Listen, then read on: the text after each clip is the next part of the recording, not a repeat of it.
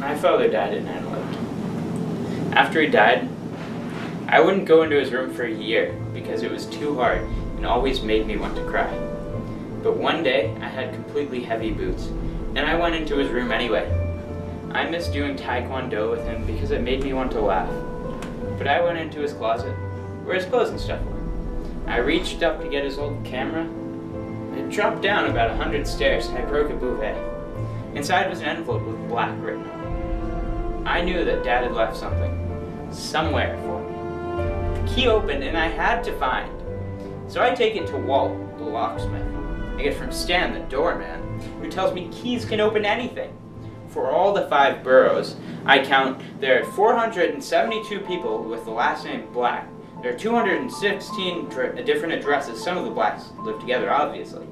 I calculated that if I go to 2 every Saturday, plus holidays, minus my Hamlet School play, minerals, comics, it's going to take me about 3 years to go through all of them.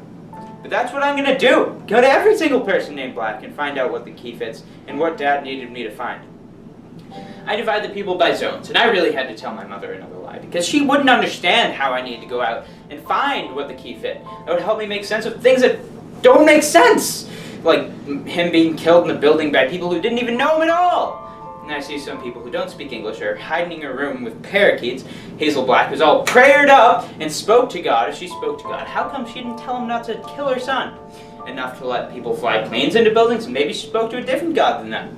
And I meet a man who's a woman, who's a man, who's a woman all at the same time, and I don't want near her, because he scared me, because he was so different. I've always still wondered if she had who knows, but does it matter? And I see Mr. Black, who hasn't heard a sound in 24 years, which I can understand, because I miss my dad's voice that much.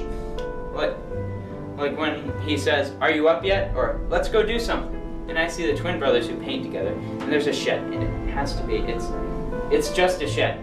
And Astrid Black, who does the same drawing of the same person over and over and over again, and Boris Black, the doorman, who was once a school teacher in Russia, but now says his brain is dying, or Amos Black, who has a coin collection, but doesn't have enough money to eat every day, or Alan Black, who has a view of Gramercy Park, but not a key to it, which is like worse than looking at a brick wall. And I feel like I'm looking at a brick wall, because I tried the key in 148 different places, but the key didn't fit and open anything.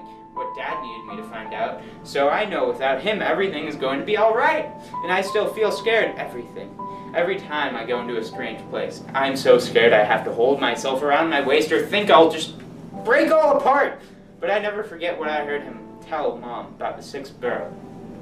If things were easy to find, they wouldn't be worth finding, and I'm still scared every time I leave home, every time I open a door. And I don't know a single thing that I didn't know when I started, except I miss my dad more than ever. Even though the point was to stop missing him at all, it hurts too much. Sometimes I think I might do something really bad.